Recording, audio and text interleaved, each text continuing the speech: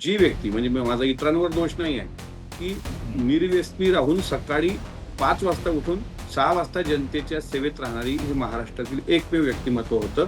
येणाऱ्या पिढ्यांना आदर्श ठरावा, असंच त्यांचं व्यक्तिमत्व असल्यामुळेच राज्य सरकारने घेतलेल्या निर्णयाचं मी मनापासून दादांचा एक कार्यकर्ता म्हणून स्वागत करतो आणि मला इतक्या मोठ्या लोकनेत्याच्या विद्यापीठामध्ये काम करण्याची संधी ही निसर्गाने प्राप्त करून दिली, ती मी माझं भाग्य समजतो. नमस्कार, मी संकेत आणि आपण पाहत आहात मुंबई आउटलुक. काल राज्य सरकारने एक मोठा निर्णय घेतलेला आहे. राज्याचे दिवंगत नेते, माजी अर्थमंत्री, राष्ट्रवादी काँग्रेसचे मोठे नेते अजितदादा पवार यांच्या निधनाला काही महिने होत आहेत आणि या महिन्यामध्ये 22 जुलै रोजी त्यांचा जन्मदिवस असतो. हा जन्मदिवस संपूर्ण शासकीय पद्धतीने शासकीय कार्यालयांमध्ये त्यांची जयंती साजरी करण्याचा एक मोठा निर्णय घेतलेला आहे. राष्ट्रपुरुष थोर पुरुषांच्या यादीमध्ये अजितदादा पवार यांचं नाव सहभागी करण्यात आलेलं आहे आणि त्याच निमित्ताने त्यांच्या जयंती निमित्त त्यांच्या काही आठवणी, काही असे किस्से, अशा गोष्टी ज्या आजपर्यंत माध्यमांसमोर किंवा लोकांसमोर आलेल्या नाहीयेत आणि त्या आपल्यासमोर घेऊन येण्याचा हा प्रयत्न आहे आणि त्याच प्रयत्नाचा भाग म्हणून आपल्यासोबत राष्ट्रवादी काँग्रेसचे मोठे नेते, माजी आमदार अमोलदादा मिटकरी आहेत. सर, मुंबई आउटलुकमध्ये तुमचं स्वागत आहे. काल जो सरकारने निर्णय घेतला त्यावर तुमची पहिली प्रतिक्रिया काय?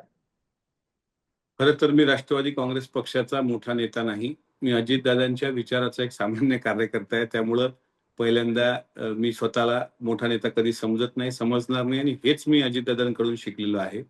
महाराष्ट्र राज्याच्या राज्य सरकारने मंत्रिमंडळामध्ये जो शासन निर्णय जाहीर केलाय, अर्थातच 22 जुलै हा अजितदादांचा वाढदिवस, हा जयंती म्हणून थोर महापुरुषांच्या यादीत जे टाकलंय, तर त्याबद्दल मी मनापासून सरकारचा आभार मानतो. तसं ट्विट पण मी आभार मानण्याचं केलंय, की हा अगदी बरोबर. स्तुत्य उपक्रम आहे. पण मला असं वाटतं, की हा उपक्रम आता शासकीय कार्यालयामध्ये, निमशासकीय पातळीवर दादांची जयंती साजरी होत असताना निश्चितच फक्त जयंती हारापुरती मर्यादित राहू नये. फक्त ती दिवा अगरबत्ती याच्यापुरती मर्यादित राहू नये.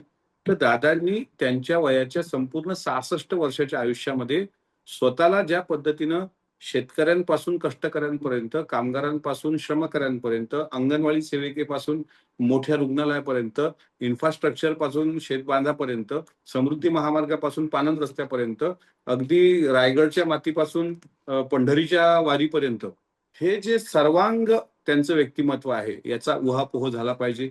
वेळेवर हजर असणारे नेते, वेळेवर सामान्यांसाठी उपलब्ध असणारे नेते, सकाळी एकमेव व्यक्ती महाराष्ट्र विधिमंडळामधली, की जी व्यक्ती म्हणजे माझा इतरांवर दोष नाही आहे, की हं. निर्व्यसनी राहून सकाळी 5 वाजता उठून 6 वाजता जनतेच्या सेवेत राहणारी हे महाराष्ट्रातील एकमेव व्यक्तिमत्व होतं. येणाऱ्या पिढ्यांना आदर्श ठरावा, असंच त्यांचं व्यक्तिमत्व असल्यामुळेच राज्य सरकारने घेतलेल्या निर्णयाचं मी मनापासून दादांचा एक कार्यकर्ता म्हणून स्वागत करतो आणि तो विचार प्रतिमेपुरता मर्यादित न राहता व्यक्तिपूजा ही लोकशाहीला घातक आहे, असं परमपूज्य डॉक्टर बाबासाहेब आंबेडकरांनी संविधान सभेच्या भाषणामध्ये म्हटलं होतं.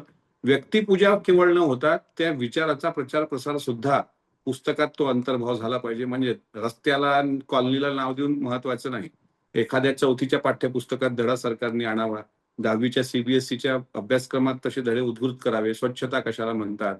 हाताची नखं काढण्यापासून चॉकलेटचा रॅपर पडला तरी डस्टबिनमध्ये उचलून टाकणारे दादा, हे महाराष्ट्राला जरा कळले, तर मला असं वाटतं त्यांच्या जन्मदिवसाचं खऱ्या अर्थानं सार्थक झाल्याचं समाधान होईल.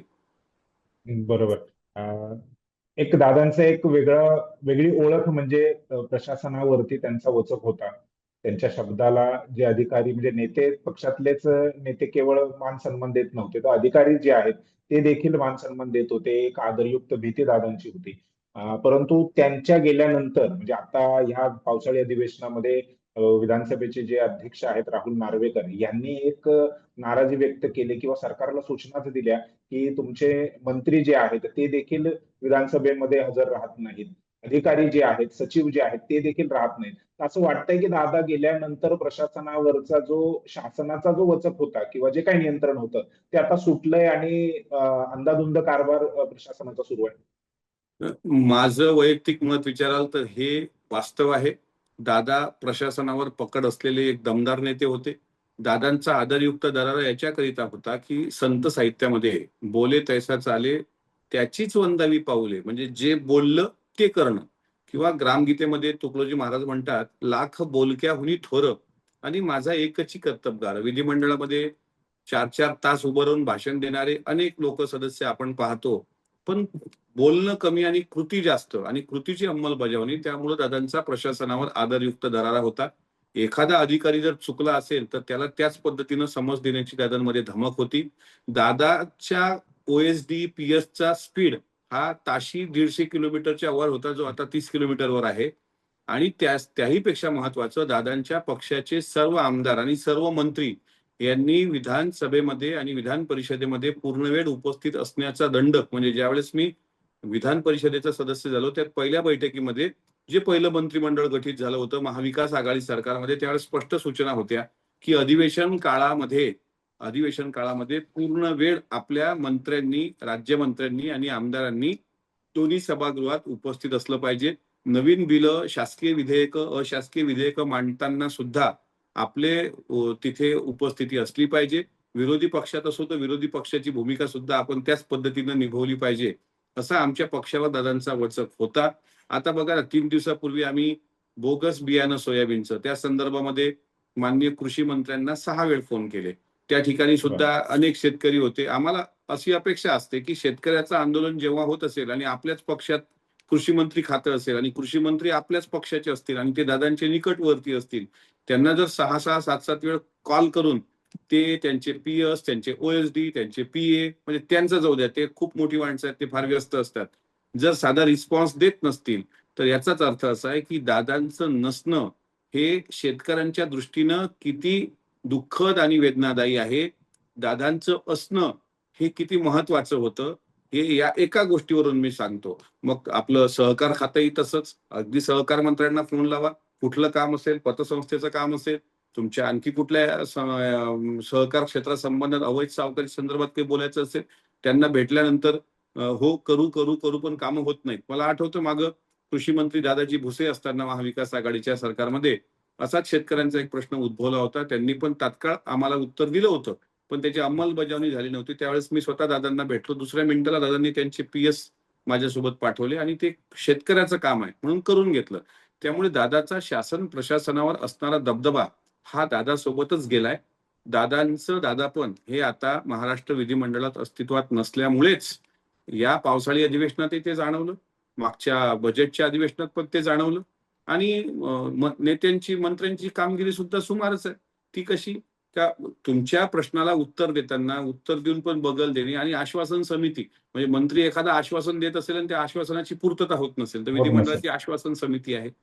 त्यामध्ये सुद्धा न्यायच भेटत नसेल आमदारांना, तर हे दादा गेल्यानंतरचं भयान वास्तव विधान भवनामध्ये आपल्या विधिमंडळाच्या अधिवेशनामध्ये जाणवतं आणि हे वास्तव. बरोबर. अजितदादांचा आणखीन एक स्वभाव म्हणा किंवा त्यांचा एक गुणधर्म म्हणा की अ, जर त्यांच्याकडून काही चुका झाल्या म्हणजे फार कमी झाल्यात, परंतु जर काही असं अनावधानाने त्यांच्याकडून कुठलं वक्तव्य गेलंय किंवा एखादी गोष्ट अशी घडली तर ते मान्य पण करायचे आणि ते खाजगीमध्ये नाही तर जाहीरपणे त्या गोष्टी मान्य करायचे की हा माझ्याकडनं असं झालंय की असं व्हायला नको होतं. परंतु आता अजितदादा गेल्यानंतर म्हणजे आपण ह्या पावसाळी अधिवेशनामध्ये आपण बघितलं की मिसिंग लिंक मध्ये जी काय दरड कोसळली आणि त्यानंतर मुख्यमंत्र्यांनी जे काय विधानसभेमध्ये भाषण केलंय, अगदी विरोधकांना दम दिलेला आहे त्यांनी. अजितदादा असते तर ह्यामध्ये काही बदल झाला असता किंवा सरकारने मान्य केलं असतं की हा आमच्याकडनं काहीतरी कमी राहून गेली म्हणून. दादा आज असते मिसिंग लिंक नव्याने बांधलेला त्याची जर दरड कोसळली असती, तर दादांनी प्रामाणिकपणे हे कबूल केलं असतं की ही आमच्या अधिकाऱ्यांची चूक आहे, परत असं होणार नाही याची मी शाश्वती देतो.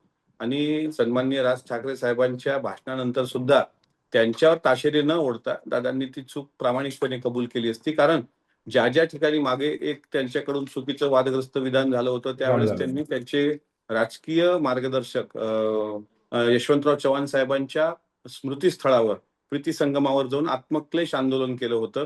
अगदी एखाद्या पत्रकार परिषदेत सुद्धा मिश्किलपणे दादा उत्तर द्यायचे आणि सांगायचे, की "ठीक आहे रे बाबांनो, माझं चूक झाली. याच्यानंतर मी चूक करणार नाही." पण आता ते औदार्य दाखवण्याची धमक कोणामध्ये नाही.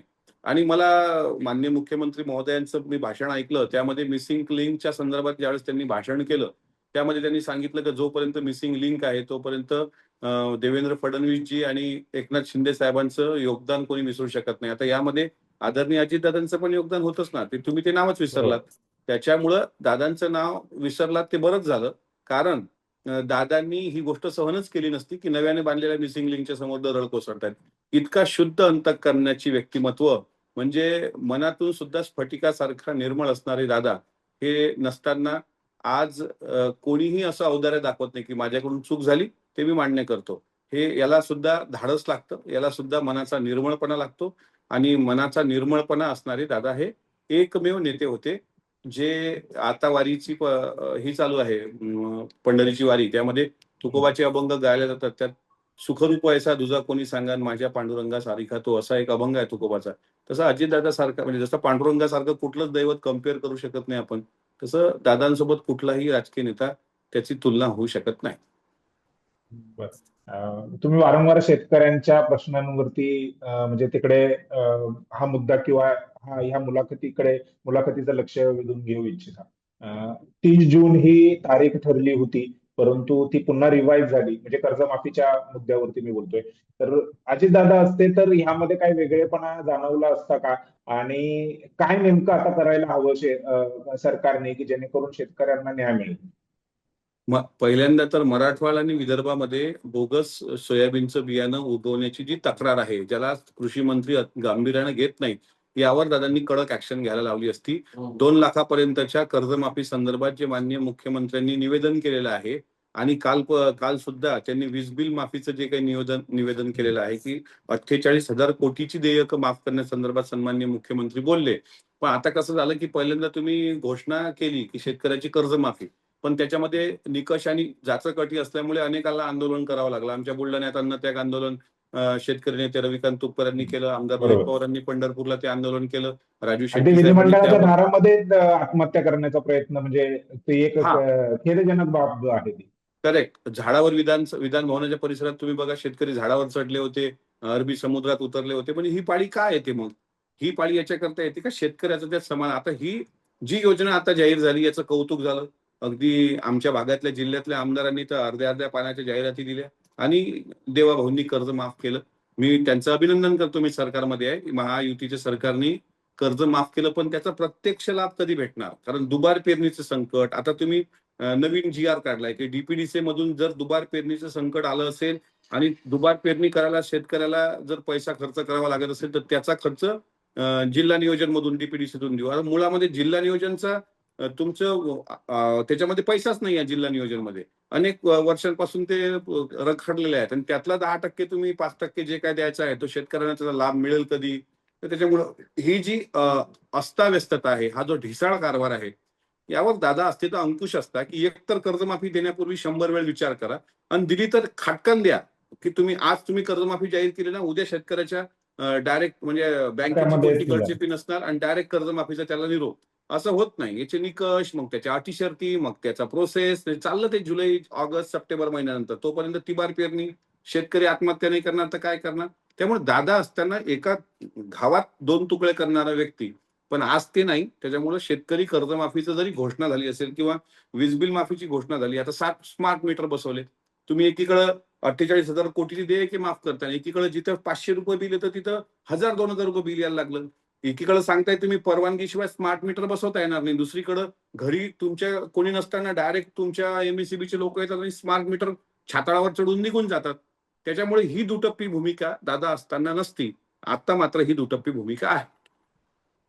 मग याच्यामध्ये कुठे अडतंय कुठे? म्हणजे आता अजितदादा असते तर संपूर्ण त्यांचे मंत्री जे आहेत त्यांना जसं हवंय तसं त्या पद्धतीने त्यांनी काम करून घेतलं असतं.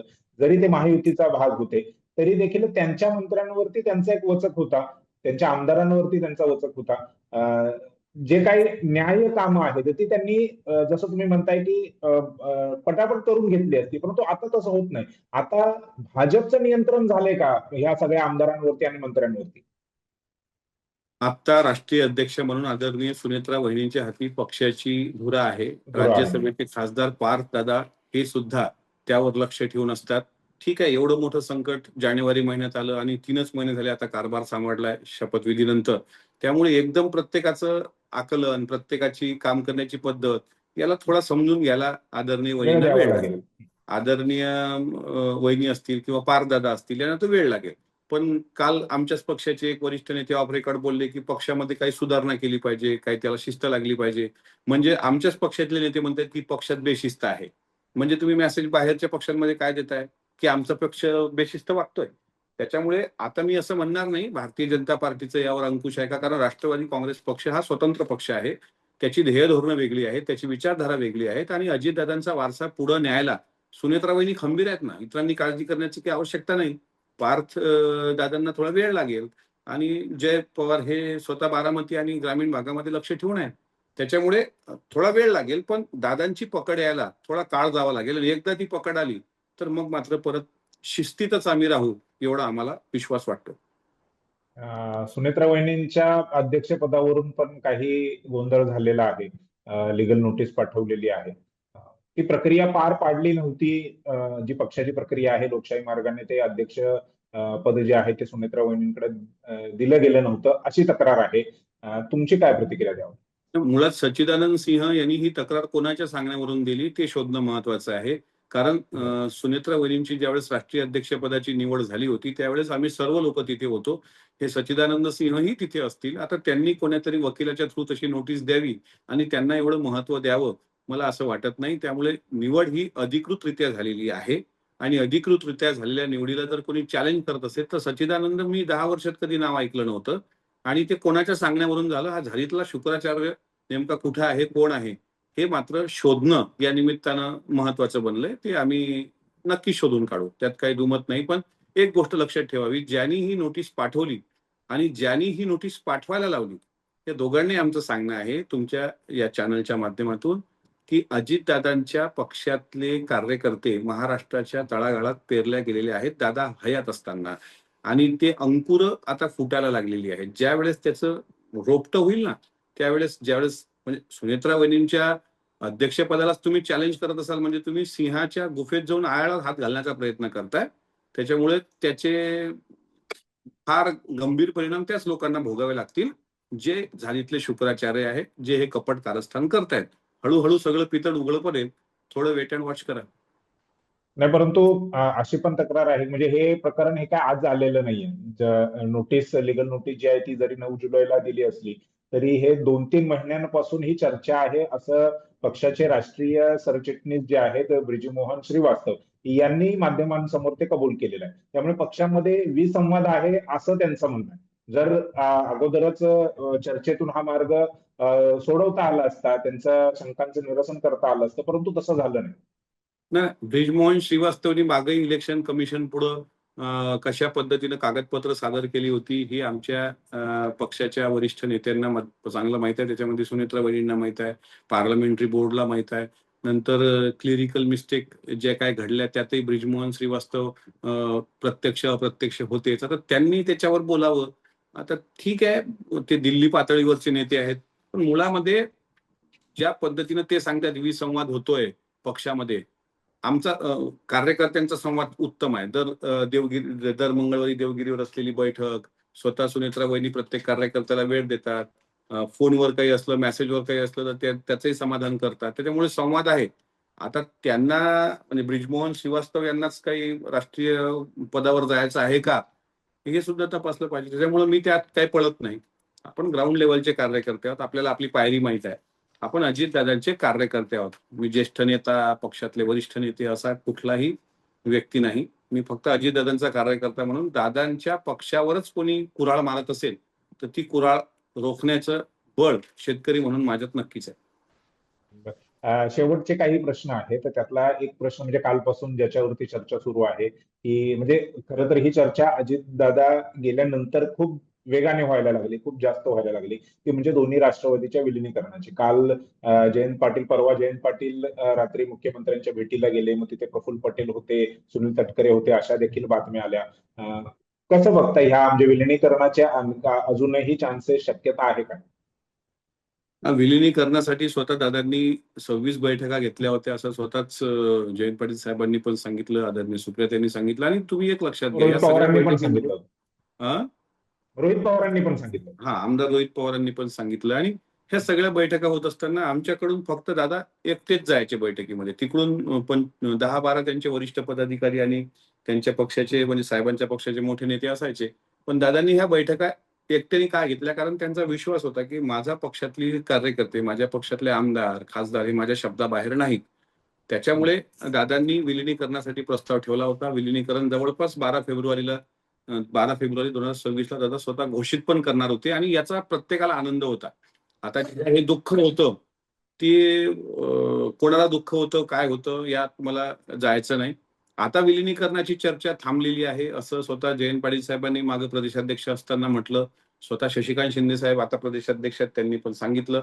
म्हणजे आता विलिनीकरण होईल, न होईल याबाबत मी सांगू शकत नाही. पण विलिनीकरण व्हावं का? तर कार्यकर्ते म्हणून महाराष्ट्राची इच्छा आहे, की राष्ट्रवादी काँग्रेस पक्ष एकत्र एक संघ नांदला पाहिजे, एक संघ असला पाहिजे. परत प्रश्न येतो तो कोणाच्या नेतृत्वात असलं पाहिजे हे विलिनीकरण? म्हणजे जर एनडीएमध्ये सहभागी होत असताना हे खासदार म्हणत असतील, की आम्ही एनडीएत जाण्यास अनुकूल आहोत, काही आमदार म्हणत असतील एनडीएत जाण्यात आम्ही अनुकूल आहोत, तर मग नेतृत्व कोणाचं? तर अर्थातच त्या प्रश्नाचं उत्तर आहे, की सुनेत्रा वहिनी ह्या राज्याच्या राष्ट्रीय अध्यक्ष आहेत या पक्षाच्या. त्यांच्या नेतृत्वामध्ये जर हे विलिनीकरण होत असेल, तर त्याचं आम्ही आताही स्वागत करायला तयार आहोत. हा एक भाग. दुसरा असा आहे, की आता काही मिनिटांपूर्वी राज्याचे कृषी मंत्री दत्ता भरणे यांनी एका चॅनलवर बोलताना असं सांगितलं, की ही जी काही भेट वर्षावर झाली, ती भेट सुनेत्रा वहिनींना मान्य म्हणजे माहीत नव्हती आणि सुनेत्रा वहिनींना ती भेट माहीत नसतानाच ही भेट घेणं हे योग्य नव्हतं. त्यांना सांगून ती भेट घ्यायला पाहिजे होती. याचा अर्थ काय? पक्षाच्या राष्ट्रीय अध्यक्षांनाच आपण मुख्यमंत्र्यांना भेटतो हे माहीत नसेल, तर तुम्ही ही जी भेट झाली, ही मग कशाकरता नाही पण झाली?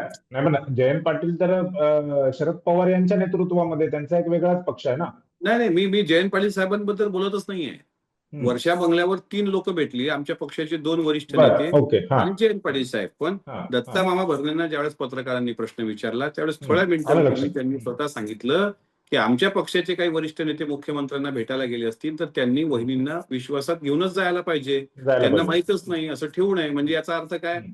याचा अर्थ ही गोष्ट वहिनींना माहीत नव्हती. मग गेले कशाकरता होते? अर्थ खातं आपल्याकडे असलं पाहिजे या मागणीकरता जर गेले असतील, समजा उदाहरणार्थ, हम्म. तर ते ठरलं होतं, की सगळं शिष्टमंडळ त्यामध्ये पार्लमेंटरी बोर्ड, त्याच्यात भुजबळ साहेब आले, मुंडे साहेब आले, मुश्रीफ साहेब आले, वळसे पाटील साहेब आले, या सगळ्यांनी एकत्र येऊन ती मागणी पार दादा आले स्वतः, की अर्थ खात्यावर राष्ट्रवादी काँग्रेस पक्षाचा अधिकार आहे आणि ते आम्हाला भेटलं पाहिजे. आता हे होत नाही. तर 2च नेते आमच्या पक्षाचे तिथे गेले. तिसरे नेते तिथे जयंत पाटील साहेब होते. मग आता शंका आम्हाला येईल ना, की अर्थ खातं नेमकं राष्ट्रवादी काँग्रेस पक्षाकडे असावं का? दोघांचं विलिनीकरण मग अर्थ खातं जयंत पाटील साहेबांकडे ठेवावं? नेमकं चाललंय काय? आणि काही ठिकाणी असं होतंय, की पार्थ पवार हे साइडलाईन झाले पाहिजे, सुनेत्रा वहिनी साइडलाईन झाल्या पाहिजे, असं दोघांना काढून हा पक्ष चालूच शकणार नाही. असं कसं चालणार आहे? पक्ष म्हणजे कोणाची प्रायव्हेट त्यामुळे मालमत्ता तुमचं नाही. म्हणणं आहे की असं चालू आहे. हो, बरं. होय. नाही पण आता त्या भेटीनंतर जयंत पाटील यांनी काल पत्रकार परिषद घेतली. नंतर दुपारी सुप्रिया कसं सुळे आहे, यांनी ती पत्रकार ती परिषद ती घेतली. त्यांनी सांगितलं की तसं नाहीये म्हणून काही. ते काय सांगतील मग? तसं आहे असं सांगतील काय? मला सांगा ना, रात्री 11:30 वाजता तुम्ही कशासाठी भेटलो म्हणताय? तुम्ही म्हणताय, की आमच्या नगर परिषदेचे काही हम्म. सदस्य डिस्क्वालिफाईड झाले.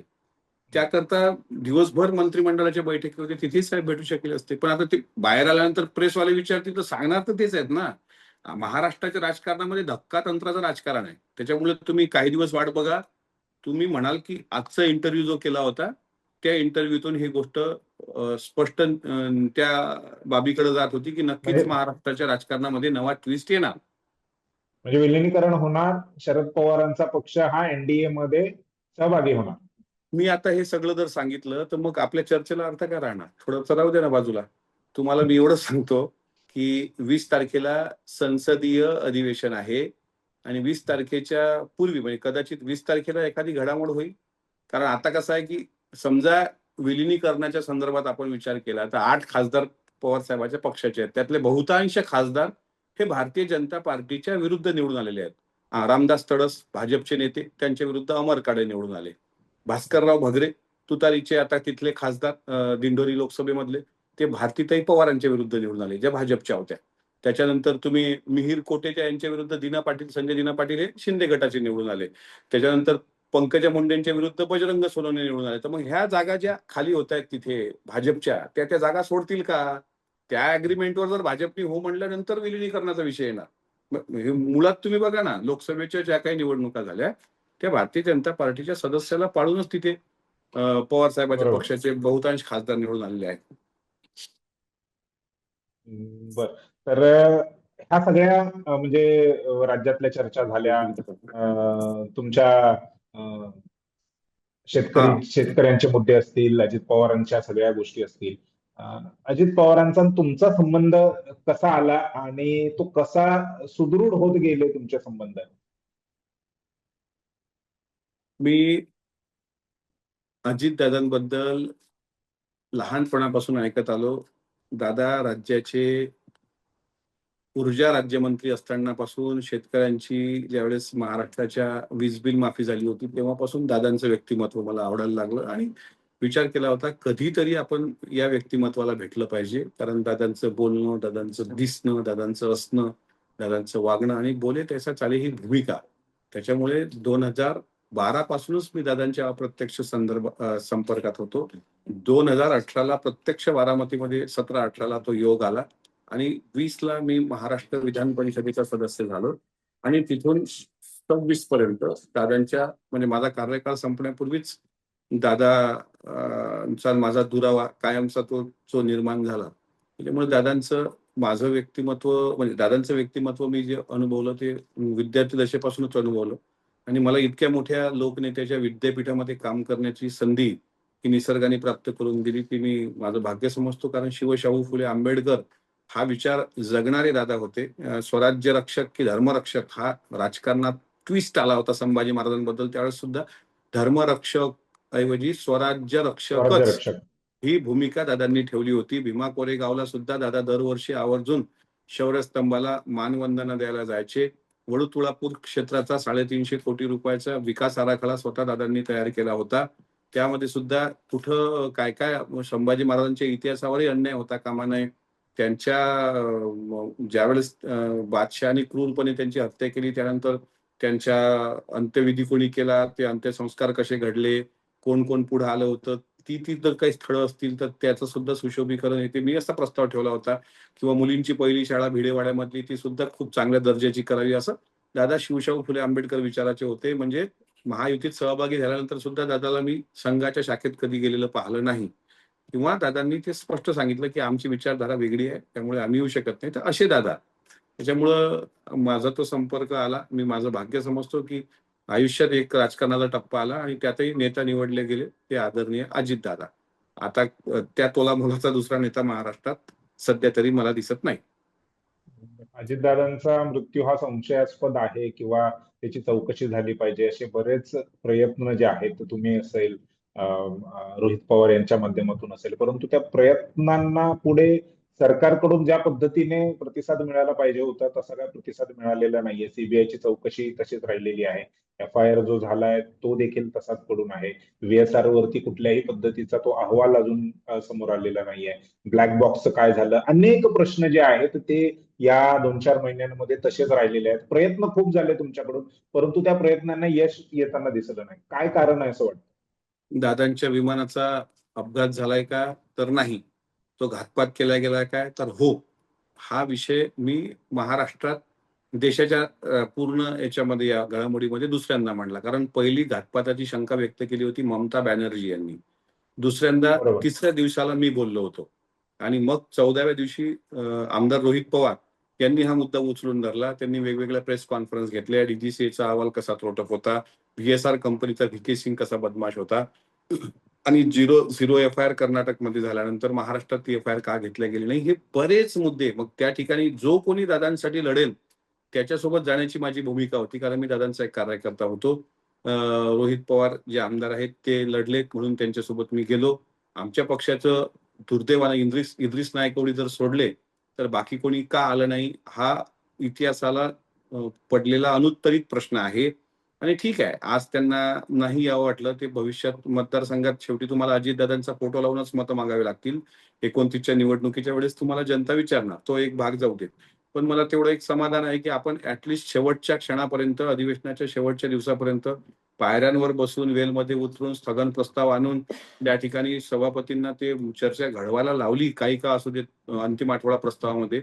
याचं एक मात्र समाधान आहे. पण या अधिवेशनात साधा शब्दही निघाला नाही आणि काल आता शासन निर्णय आला जयंती साजरी करण्याचा. तर यामध्ये सरकारने अजितदादांच्या बाबतीत ज्या काही भूमिका घेतल्या त्या अत्यंत संशयास्पद आहेत. मात्र त्यावर स्वतः माननीय मुख्यमंत्री देवेंद्र फडणवीस साहेबांनी सभागृहात अंतिम आठवडा प्रस्तावावर ज्यावेळेस या अधिवेशनामध्ये आमदार रोहित पवारांनी प्रश्न विचारले, त्यावेळेस त्यांनी सांगितलं, की आम्ही सी तपास असेल, सीबीआय चौकशी असेल, सीबीआय खराब चौकशी. प्रकरणाचा अँगल असेल का, हे सगळ्या गोष्टी तपासतोय. अंतिम अहवाल जानेवारीपर्यंत येणार आणि त्यानंतरच आम्ही त्यापर्यंत जाऊ.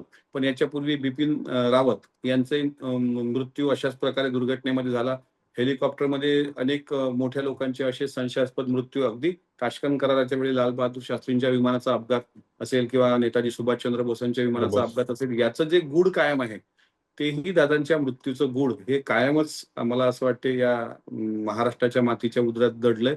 मला वाटत नाही की हे घातपात जो आम्हाला शंका आहे, त्यावर हा अभिप्राय येणार. हा ॲक्सिडेंटच आहे असाच अभिप्राय येण्याचा मला शंका आहे. बरं. धन्यवाद सर. तुम्ही मुंबई आउटलुकशी बोललात. अजितदादांचे वैयक्तिक पैलू, त्यांची राजकीय कारकीर्द, अजितदादा किती मोठ्या मनाचे होते. इथपासून ते आतापर्यंत म्हणजे त्यांच्या मृत्यूचं जे गूढ आहे ते कायम आहे. इथपर्यंत तुम्ही सर्व सविस्तर आमच्याशी बोललात. त्याबद्दल तुमचे आभार, धन्यवाद आणि पुन्हा एकदा अशीच वेळ द्याल. पुन्हा एकदा राजकीय सामाजिक विषयावरती चर्चा करू. त्यासाठी वेळ द्याल अशी अपेक्षा आहे. धन्यवाद सर. धन्यवाद संकेतजी. Thank you.